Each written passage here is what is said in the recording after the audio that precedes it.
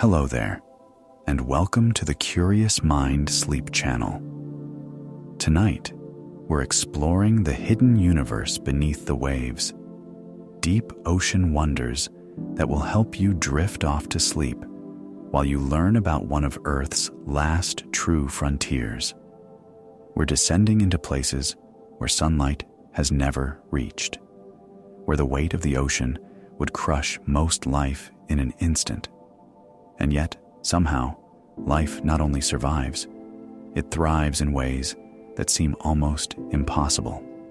This is the story of the deep ocean, filled with creatures and systems so strange they challenge everything we thought we knew about what's possible. Maybe you had a long day.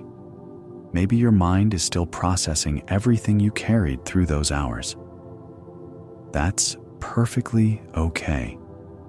You're in exactly the right place. There's no need to remember every detail tonight. Just let yourself drift with me into these mysterious depths. Because here's what's truly remarkable. While you've been living your life on the surface, barely aware of what lies below, an entire world has been unfolding in darkness.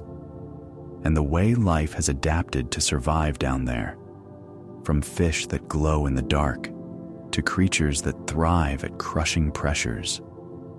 Well, these wonders might just change how you think about what's possible when conditions seem impossible. So settle in, get comfortable, let your shoulders drop, and together we'll take this gentle journey through hidden realms, descending one layer at a time as you drift toward sleep. Let's begin at the boundary between our world and theirs, the ocean's surface, the place where light still dances freely across the water. You've seen this boundary countless times, maybe from a beach, maybe from a boat, the endless blue stretching to the horizon. But that's just the entrance to something far more vast, because beneath that familiar surface, the ocean drops away into zones that feel more alien than the surface of Mars. Scientists divide the ocean into 5 distinct zones based on depth. Each one has its own rules, its own unique challenges, its own impossible forms of life. And tonight, we're going to visit them all, descending deeper with each passing minute, just as creatures do during the largest migration on Earth. That's not a metaphor, by the way. Every single night, billions of marine animals undertake a journey from the deep ocean up toward the surface and then back down again before dawn. It's called diel vertical migration, the largest movement of animals on the planet, and it happens every night while you sleep, completely hidden from view. Think about that for a moment. Right now, as you listen to this, somewhere in the dark ocean, tiny lanternfish and krill are beginning their nightly journey upward, traveling distances that would be like you walking several miles just to find dinner, then walking back home before sunrise. They do this every single night of their lives. Why would they make such an exhausting journey? The answer is elegantly simple. Food and safety exist in different places. During the day, they hide in the deep, dark waters where predators that hunt by sight can't find them. But at night, when darkness covers the surface, they rise up to feed on the abundant plankton that live in the sunlit zone. It's a reminder that survival often means moving between different worlds, using each one for what it offers, finding safety in the rhythm of change. Now, before we descend into the true darkness, let's talk about something remarkable that happens right here, in these upper waters where some light still penetrates. Transparency. In the Twilight zone, which begins about 200 meters down, something strange happens to fish. Many of them become almost completely transparent. Their bodies are like living glass, nearly invisible in the dim blue light. This isn't just about being see-through, though.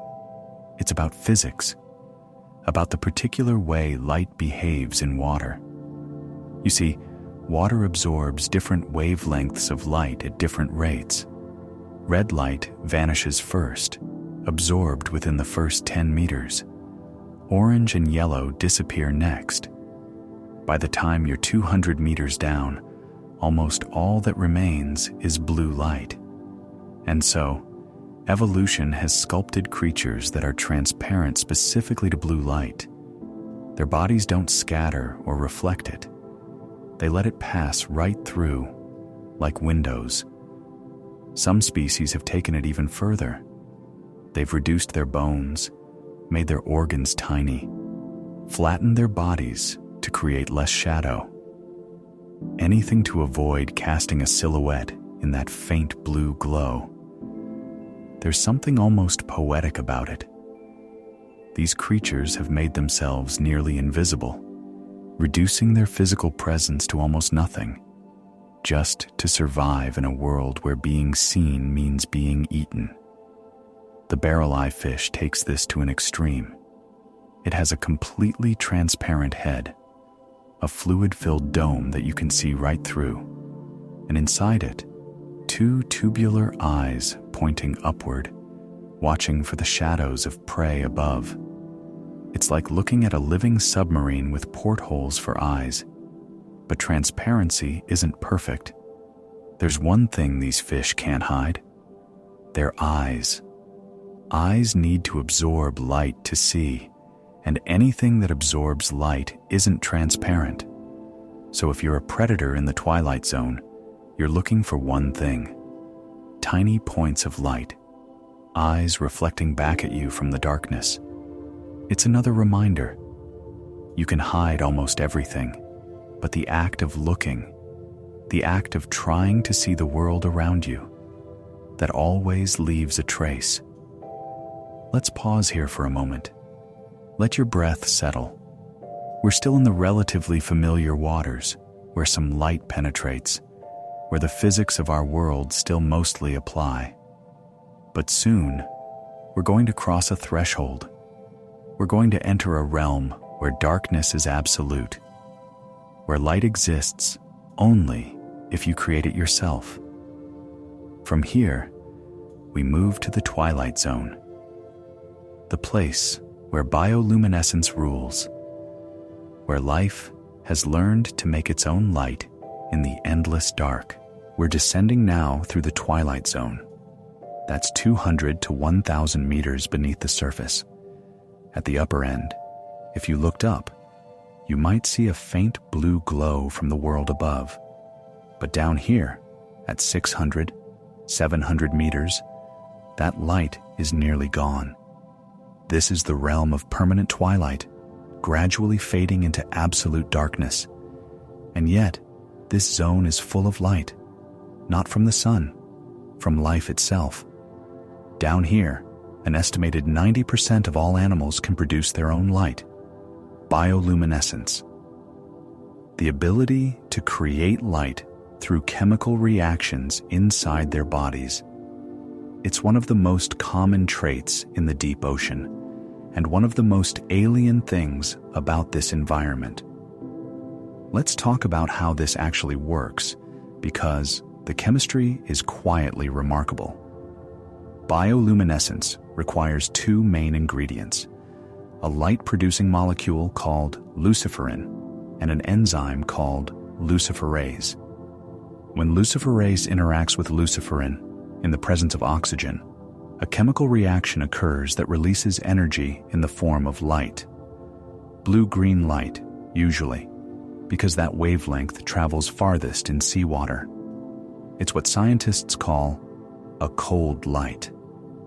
Unlike a light bulb, which wastes most of its energy as heat, bioluminescence converts almost 100% of the chemical energy directly into light. It's one of the most efficient processes in nature. No heat, no wasted energy, just pure cold light emerging from living tissue. Different creatures have evolved this ability independently, dozens of times, jellyfish, squid, fish, shrimp, bacteria. Each time they're using slightly different chemicals, different luciferin molecules, different luciferase enzymes. But they're all solving the same problem: how to create light in a world without sun. Now, why would you want to create light in the darkness? Doesn't that just make you visible to predators? That's the paradox, and it leads to some truly fascinating behaviors. Some fish use bioluminescence for counter-illumination. They have light-producing organs called photophores on their bellies. When a predator looks up from below, it would normally see the fish's silhouette against the faint light from above. But these fish create just enough light on their underside to match the background brightness. They erase their own shadow. They make themselves invisible, not by being transparent, but by creating light. It's like wearing camouflage that actively matches the lighting conditions around you in real time. Some species can even adjust the brightness of their photophores to match changes in the ambient light as they swim up or down through the water column. Other creatures use bioluminescence for communication. Flashlight fish, for instance, have large pouches under their eyes filled with bioluminescent bacteria. They can cover and uncover these pouches, like blinking, creating patterns of light that might signal to mates or coordinate group behavior. In the darkness, a flash of light becomes a word, a sentence, a conversation. And then there are the predators, the ones who use light as a weapon or a lure. The dragonfish has a bioluminescent lure that dangles in front of its mouth. But here's what's remarkable about it. Most bioluminescence in the deep ocean is blue or blue-green. That's what most deep-sea creatures can see. But the dragonfish produces red light, and most deep-sea animals can't see red light. They're effectively colorblind to it. So the dragonfish has evolved both the ability to produce red light and the ability to see red light. It's hunting with a private spotlight. It can illuminate its prey with red light, see them clearly, but they remain completely unaware they're being watched. It's like hunting with infrared goggles in a world where everyone else is blind to infrared. It's a reminder that different creatures live in different versions of the same world, each one seeing an entirely different reality based on what they can sense. Let's drift deeper now to around 800 meters, where something truly strange lives: the vampire squid. Despite its ominous name, it's actually one of the gentler inhabitants of the deep. The vampire squid has the largest eyes relative to body size of any animal on Earth. Huge, deep blue eyes that can be as large as a dog's eyes, on a body that's only about 6 inches long. These enormous eyes gather every possible photon of light, allowing it to detect the faint bioluminescent trails of other creatures in the darkness. When threatened, the vampire squid doesn't flee. It can't swim fast enough. Instead, it turns itself inside out. It pulls its webbed arms over its body like an umbrella, exposing rows of fleshy spines that make it look larger and less appetizing. And while it does this, it releases a cloud of bioluminescent mucus that glows for several minutes, confusing predators while the vampire squid drifts away in the darkness. Think about that defensive strategy, creating a cloud of light to hide in the darkness. It's counterintuitive, but in a world where bioluminescence is everywhere, a sudden burst of confusing light can be as effective as ink in sunlit waters. The vampire squid eats what's called marine snow. That's the constant rain of organic debris that falls from the surface waters. Dead plankton, fecal matter, bits of decomposing creatures. It all drifts down like snow falling through the darkness, and the vampire squid extends two thin filaments, like fishing lines, to catch this snow as it falls. It's a reminder that in the deep ocean, nothing is wasted. Everything that dies above becomes food for something below. The entire ecosystem is built on this constant rain of debris, this connection between the sunlit surface and the dark depths. You might be feeling your thoughts beginning to settle now, like that marine snow drifting through dark water. That's perfectly natural. Let it happen. There's no need to hold on to every detail. We're just visiting these places together, letting the wonder wash over us gently. Because the deeper we go, the stranger it gets. And we're about to cross another threshold. We're approaching the midnight zone, where all trace of surface light disappears completely, where the pressure begins to shape life in truly remarkable ways. Let your breath deepen. Let your body sink a little further into wherever you're resting. We're descending into the true deep now, into the realm of eternal midnight. We've crossed 1,000 meters now. This is the midnight zone, extending from 1,000 meters down to 4,000 meters, about 2.5 miles beneath the surface. Up here, on land, we live under about 14.7 pounds of pressure per square inch. That's 1 atmosphere. The weight of all the air above us, pressing down. We don't feel it because we've adapted to it. Our body's in equilibrium with it. At 1,000 meters deep, the pressure is about 100 atmospheres. That means every square inch of your body would experience 1,470 pounds of pressure. At 4,000 meters, at the bottom of the midnight zone, it's 400 atmospheres, nearly 6,000 pounds per square inch. To put that in perspective, imagine an elephant standing on a postage stamp. That's roughly the pressure these creatures live under, constantly, for their entire lives. And yet, they don't just survive, they thrive. How? This is where we need to talk about something called TMAO, trimethylamine N-oxide. It's a small organic molecule, and it might be one of evolution's most elegant solutions to an impossible problem. Here's the challenge. Proteins are the machinery of life. They're long chains of amino acids folded into precise three-dimensional shapes. Those shapes are crucial. A protein's shape determines its function, and pressure has a terrible effect on proteins. High pressure squeezes them, destabilizes them, causes them to unfold or misfold. When proteins lose their shape, they lose their function. The cellular machinery breaks down. This is why pressure is so deadly. It's not about crushing. It's about disrupting the fundamental molecular architecture of life. But deep-sea creatures have found a solution. They accumulate high concentrations of TMAO in their cells. And TMAO has a remarkable property.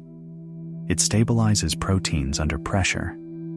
It counteracts the distorting effects of pressure, helping proteins maintain their proper shape even when compressed by hundreds of atmospheres.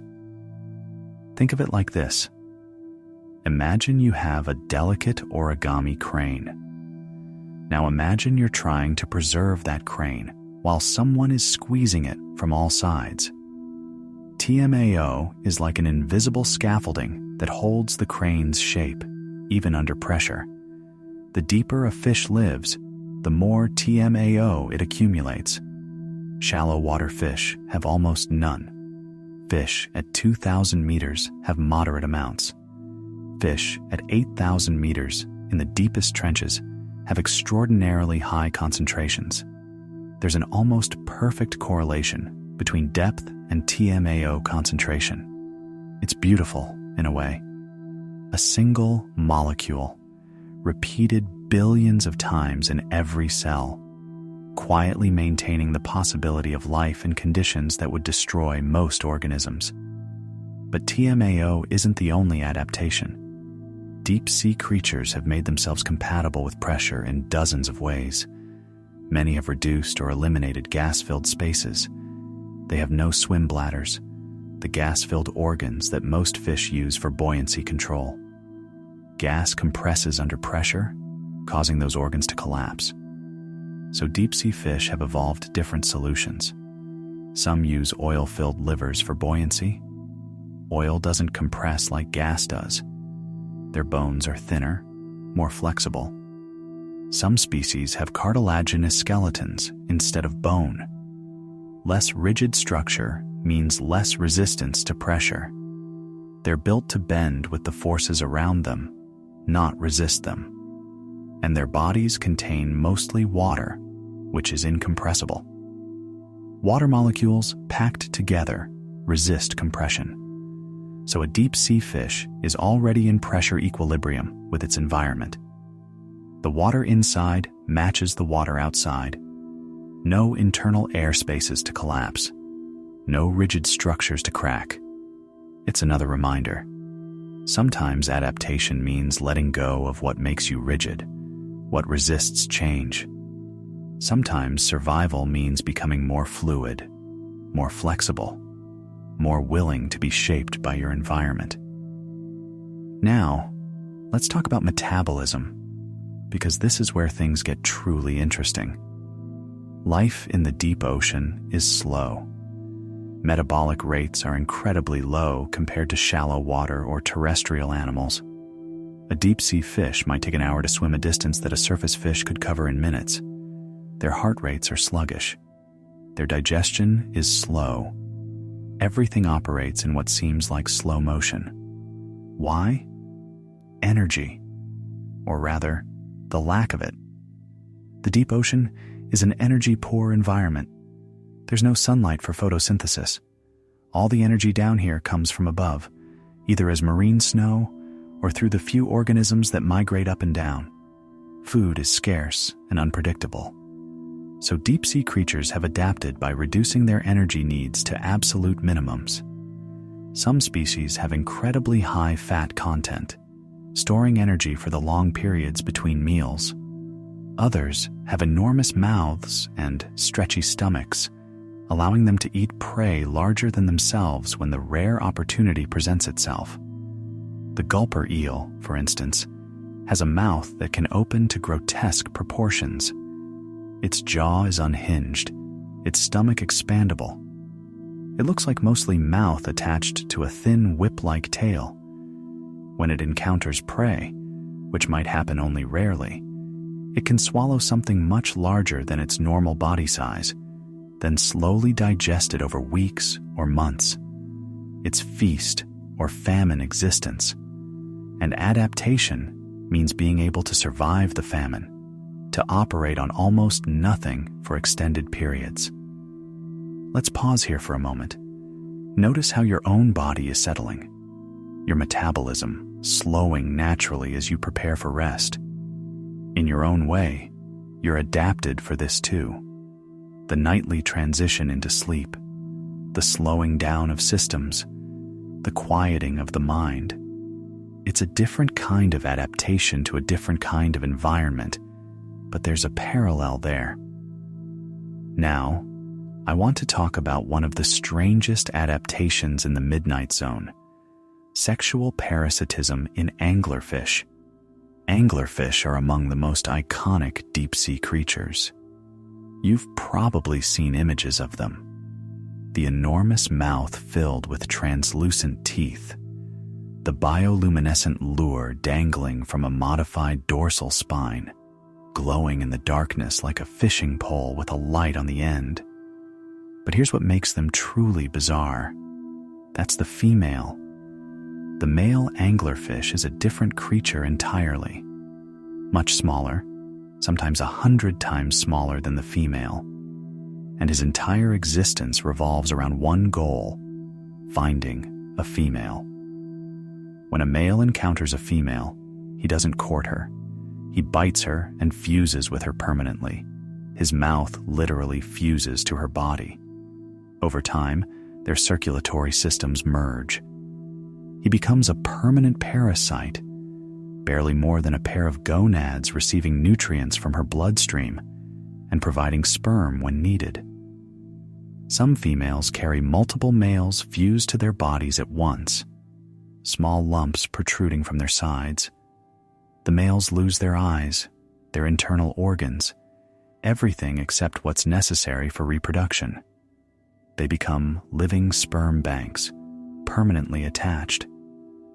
Why would evolution produce something so extreme?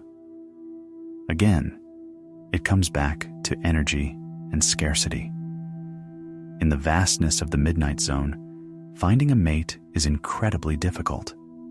The chances of a male and female of the same species encountering each other are vanishingly small. So when they do meet, the male ensures he never loses that opportunity. He literally becomes part of her.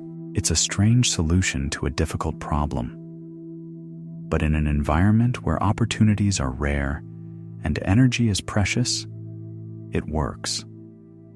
There's something almost melancholic about it.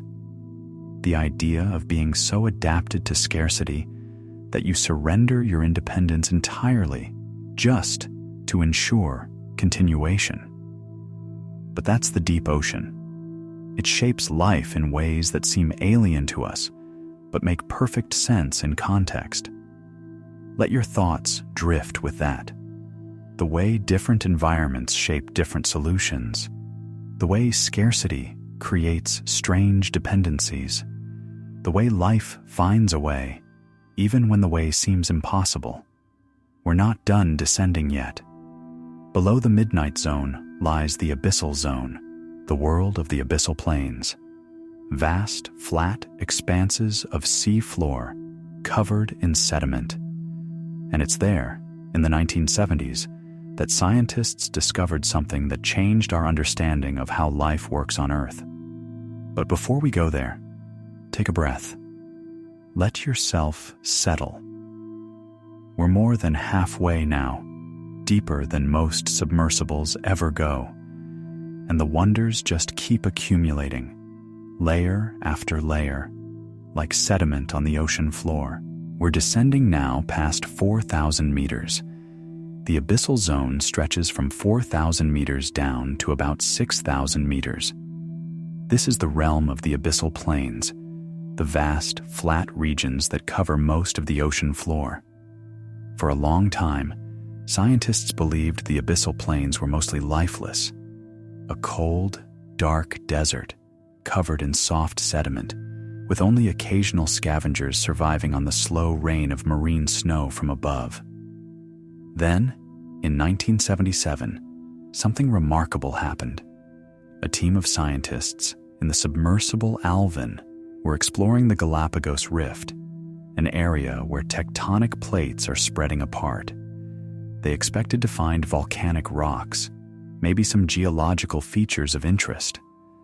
What they found instead were impossibilities: towering chimneys of mineral deposits, superheated water gushing from vents in the seafloor, and surrounding these vents, dense colonies of life unlike anything seen before. Giant tube worms, 8 feet long with no mouth, no digestive system, swaying in the current like fields of red and white wheat, clusters of enormous white clams, mussels, crabs, shrimp, all thriving in what should have been a lifeless wasteland. This discovery changed biology, because these communities weren't based on sunlight, they were based on chemistry. Let's talk about how hydrothermal vents form, because the process is quietly dramatic. At mid-ocean ridges, tectonic plates are pulling apart. Magma rises up from Earth's mantle to fill the gap, creating new seafloor. But this isn't a gentle process. The rocks are fractured, creating cracks and fissures in the seafloor.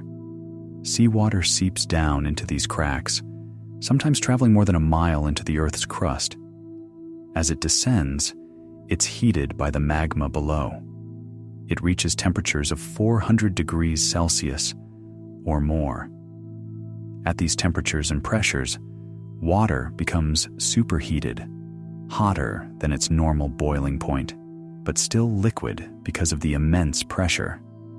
This superheated water dissolves minerals from the surrounding rocks, sulfur compounds, iron, copper, zinc. It becomes a mineral-rich, chemically reactive soup. Then it rises back up through the cracks, bursting out of the seafloor like underwater geysers. When this superheated water meets the near-freezing seawater of the deep ocean, the dissolved minerals precipitate out instantly, forming those towering chimneys. Black smokers, they're called, because the mineral-rich water looks like black smoke billowing into the water. The temperature gradient is extreme. Water exiting the vent can be 400 degrees Celsius. Water a few feet away is 2 degrees Celsius. It's one of the steepest temperature gradients found anywhere in nature. Now here's where it gets interesting from a biological perspective. That vent fluid contains hydrogen sulfide. On land, hydrogen sulfide is toxic. It smells like rotten eggs. It's deadly to most forms of life. But in the darkness of the deep ocean, hydrogen sulfide is energy. Certain bacteria have evolved the ability to oxidize hydrogen sulfide, using the chemical energy released by that reaction to convert carbon dioxide and water into organic compounds. This process is called chemosynthesis. It's like photosynthesis, but instead of using light energy from the sun, it uses chemical energy from hydrogen sulfide. These bacteria are the foundation of the entire vent ecosystem.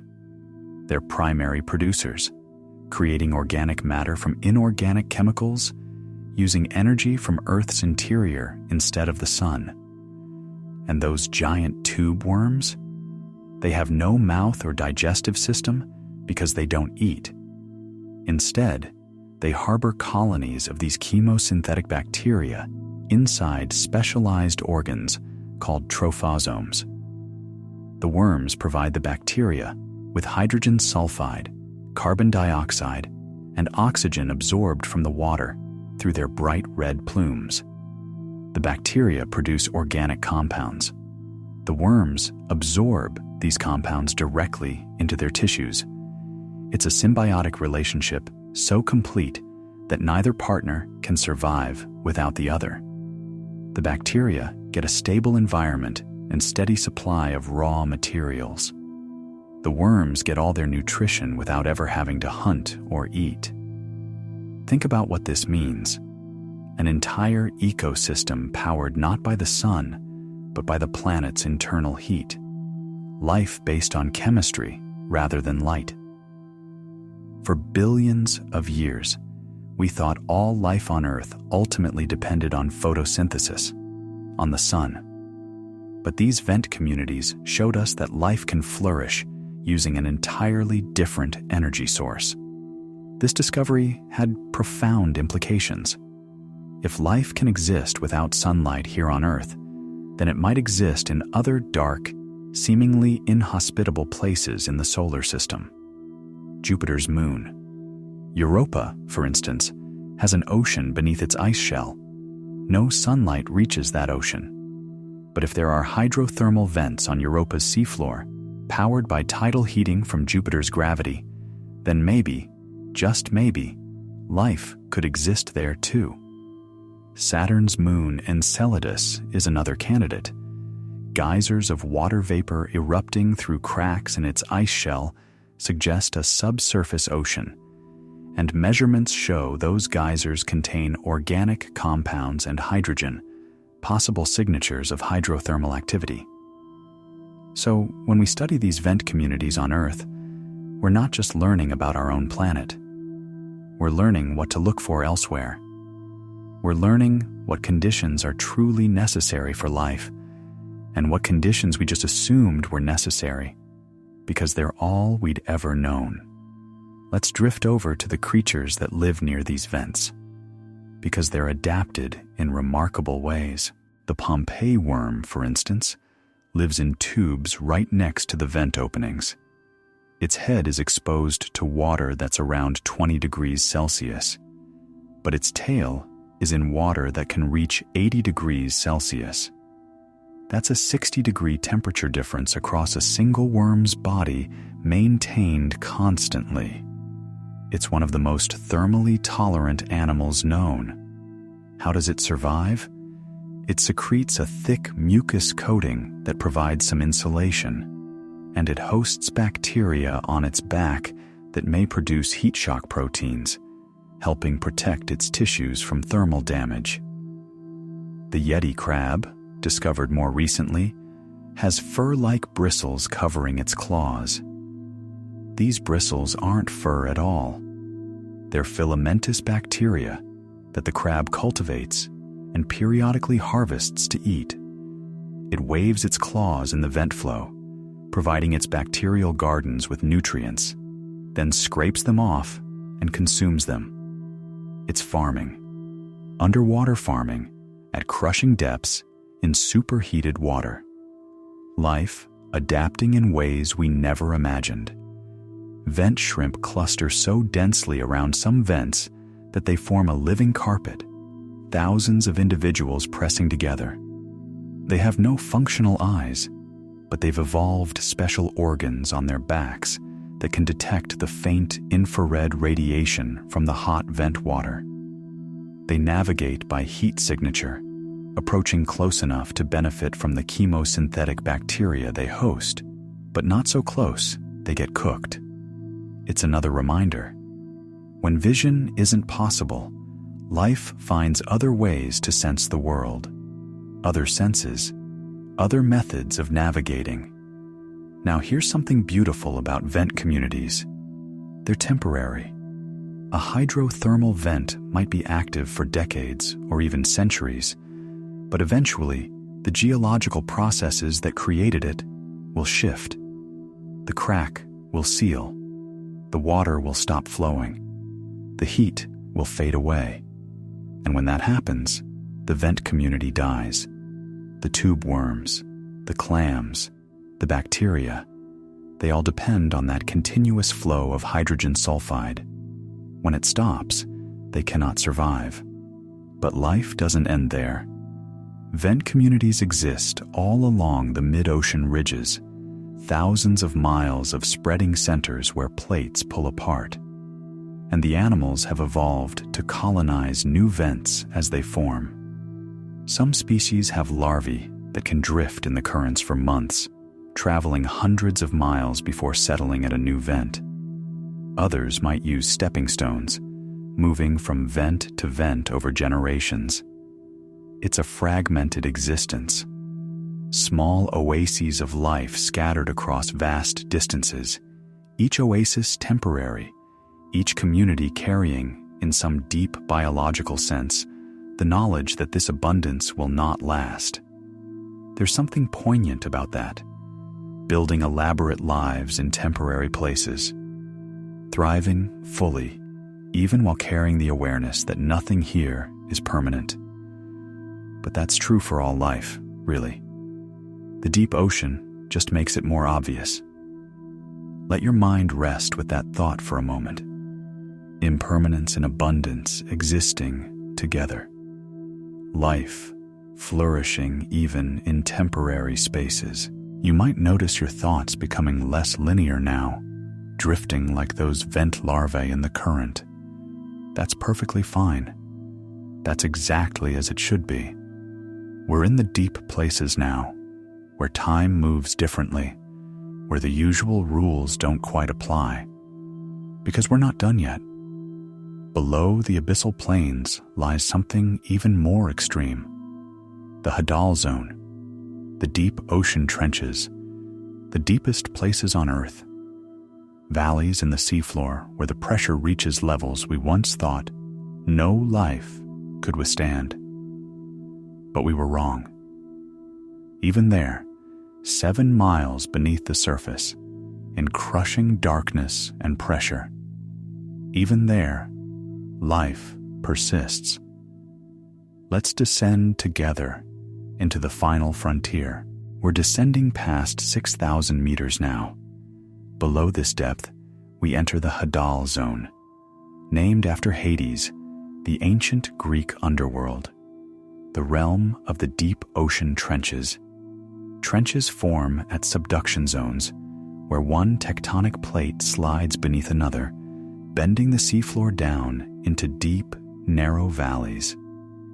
The deepest point on Earth is in the Mariana Trench in the western Pacific Ocean, a place called Challenger Deep, 10,194 meters below the surface. That's nearly 7 miles straight down. The pressure at the bottom of Challenger Deep is over 1,000 atmospheres, more than 16,000 pounds per square inch.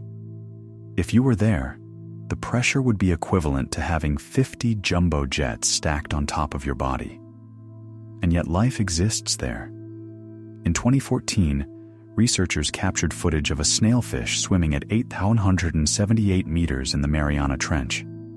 It was ghostly pale, with translucent skin, small eyes, and a body that looked almost gelatinous. But it was alive, thriving, hunting small crustaceans along the seafloor. At that depth, the snailfish is living at what scientists believe is close to the maximum depth limit for fish, not because of pressure alone, but because of TMAO. Remember, deep-sea fish use TMAO to stabilize their proteins under pressure. The deeper they live, the more TMAO they accumulate. But there's a problem. At high enough concentrations, TMAO itself becomes toxic. It starts interfering with cellular processes. Scientists have calculated that around 8,200 to 8,500 meters, fish would need so much TMAO to stabilize their proteins that the TMAO concentration itself would become lethal. It's a hard limit. Below that depth, fish as we know them cannot exist. The solution to one problem creates another problem that has no solution. But life doesn't stop at 8,500 meters. Other organisms, ones that don't face the same TMAO constraints, continue even deeper. Amphipods, small crustaceans that look like shrimp, have been found at the very bottom of the Mariana Trench, at full depth. They're scavengers, feeding on the occasional carcasses that sink from above. They've been observed swarming over bait placed by research vehicles, hundreds of individuals emerging from the sediment to feed. These amphipods are adapted in fascinating ways. Their exoskeletons are rich in aluminum, which provides structural integrity without the bulk of calcium carbonate, which can dissolve under extreme pressure and the slightly acidic conditions of the deep. They move slowly, conserving energy. They're small, reducing the amount of tissue that needs to be maintained.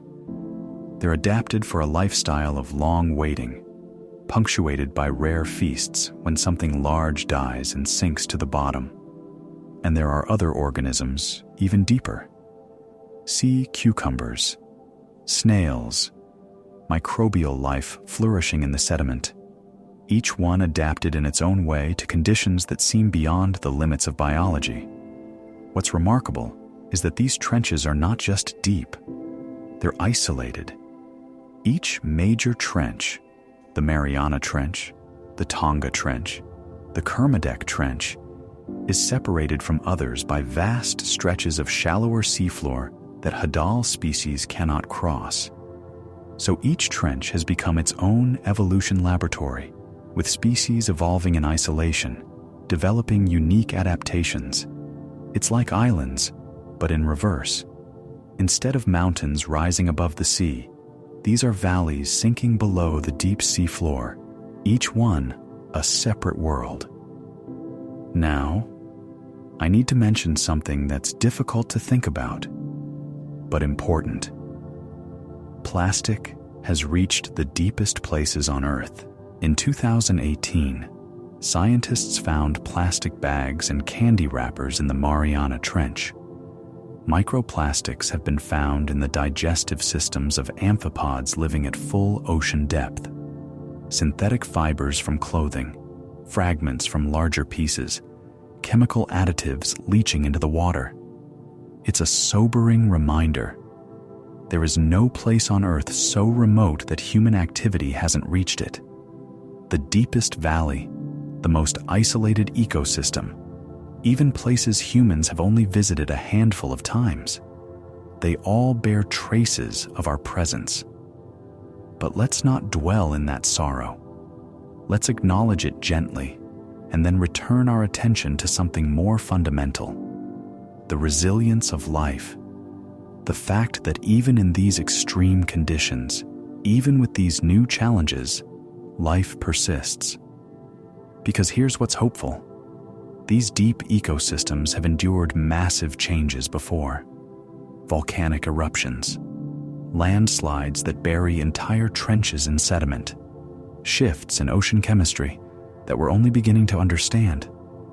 And life has persisted through all of it, adapting, evolving, finding new equilibria. The introduction of plastic is a challenge. It's a disruption. But life has faced disruptions before and found ways through.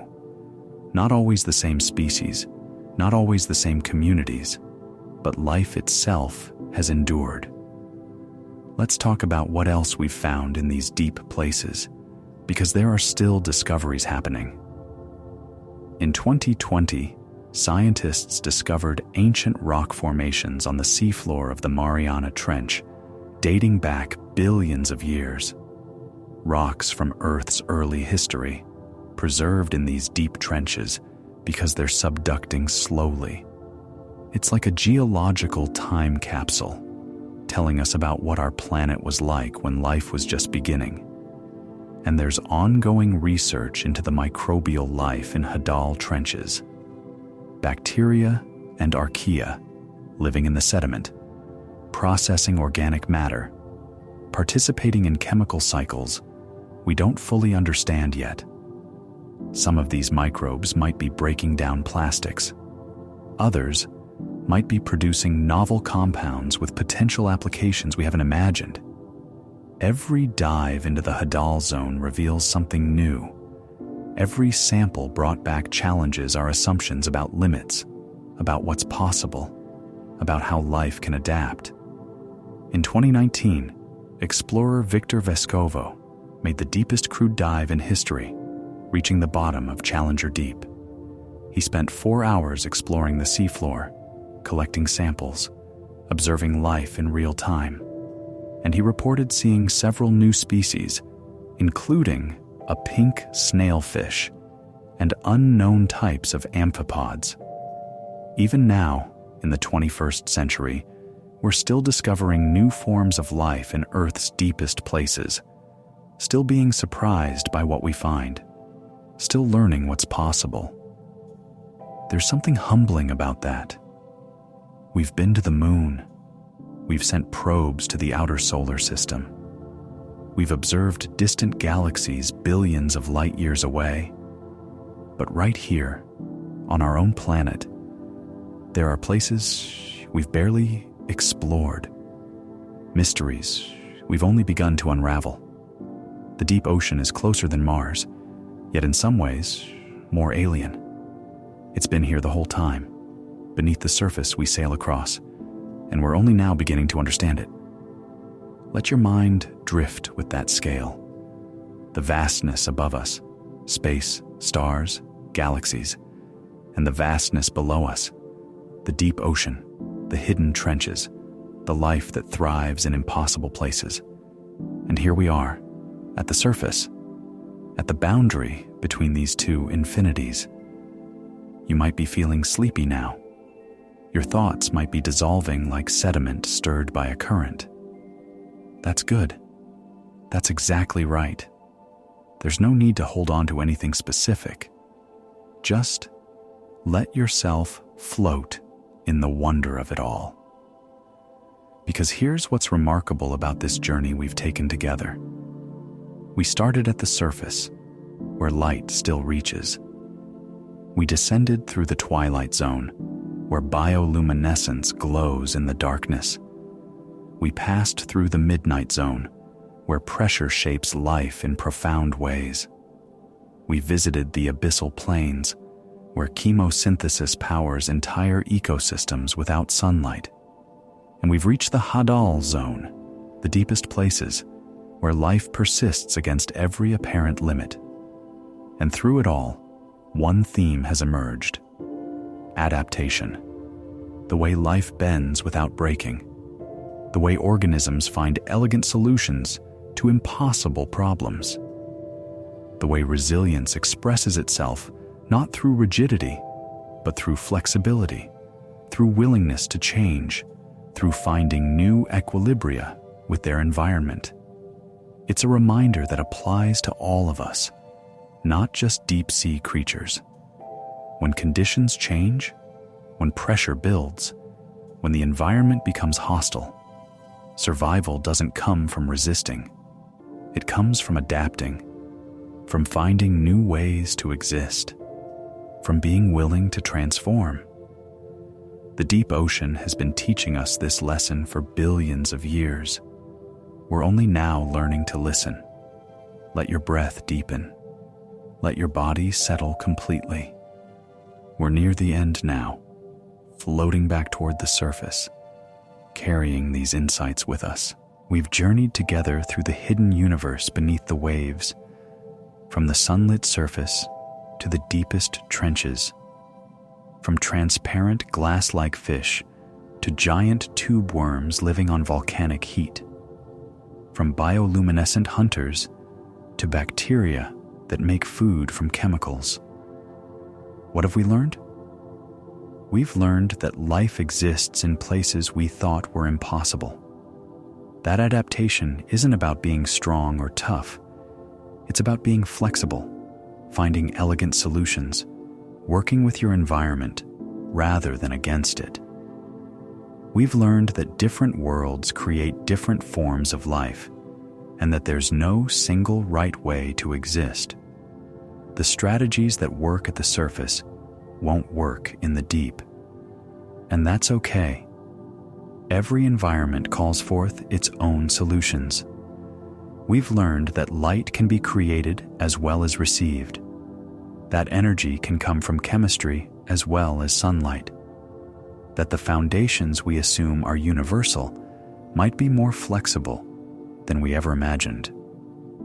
We've learned that even the most isolated places are connected. The surface and the deep, linked by marine snow. The trenches and the ridges, linked by drifting larvae. Everything is part of a larger system, even when it feels separate. And we've learned that life persists through pressure and darkness and scarcity, through isolation and challenge and change. Life finds a way, not through force, but through patient, incremental adaptation. These lessons come from creatures living 7 miles beneath the surface, but they apply here too, on land, in the air, in the spaces we inhabit. When you face pressure, remember the deep-sea fish with their TMAO molecules, their flexible bodies, their acceptance of the forces around them. When you face darkness, remember the bioluminescent creatures creating their own light, the chemosynthetic bacteria finding energy in unlikely places. When you face scarcity, remember the vampire squid feeding on marine snow, the vent shrimp cultivating bacterial gardens on their claws, making do with what's available. When you face change, remember that adaptation isn't betrayal of what you are. It's expression of your deepest nature. It's life doing what life does, persisting, transforming, finding new equilibria. The deep ocean has been here all along, while you lived your life on the surface. These creatures have been thriving in impossible places while you worried about possible things. This hidden universe has been unfolding in darkness while you slept, completely unaware. And it's still there now. Right now, as you listen to these words, bioluminescent fish are hunting in the Twilight Zone. Tube worms are swaying in the flow from hydrothermal vents. Amphipods are scavenging in the trenches. The largest migration on Earth is happening. Billions of animals moving between the depths and the surface. All of it happening while you rest, while you sleep, while you let go of the day and drift into darkness yourself. Because that's what you do every night, isn't it? You descend into your own deep places. Your consciousness settles through layers, waking thought, then drowsy awareness, then dreams, then deep sleep. Your body's metabolism slows, your breathing deepens, your pressure eases. It's not so different from what we've been talking about. This nightly descent into rest, this necessary journey into darkness, where your body repairs itself, where memories consolidate, where the day's tensions dissolve. You're adapted for this too, this transition between states, this ability to let go of conscious control and trust in deeper processes, the same resilience, the same flexibility, the same elegant adaptation to changing conditions. So, let yourself drift now. There's nothing more you need to remember, nothing more you need to hold on to. The deep ocean will continue doing what it does, whether you're aware of it or not. Life will keep persisting in impossible places.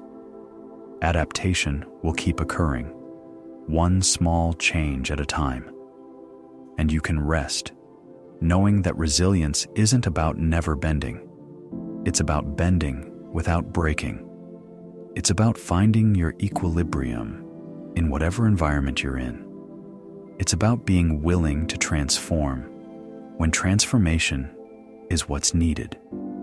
The hidden universe beneath the waves will be there tomorrow.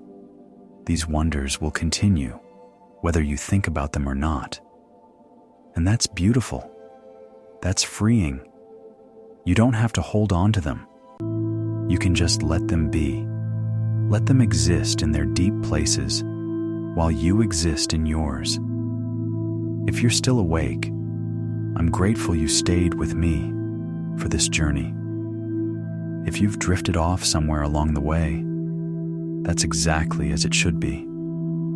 There's no wrong way to experience this.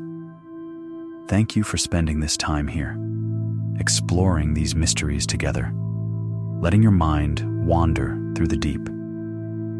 I hope you found some peace in these dark waters, some wonder in these impossible adaptations, some reminder that life persists, that adaptation is possible, that even the deepest pressures can be endured.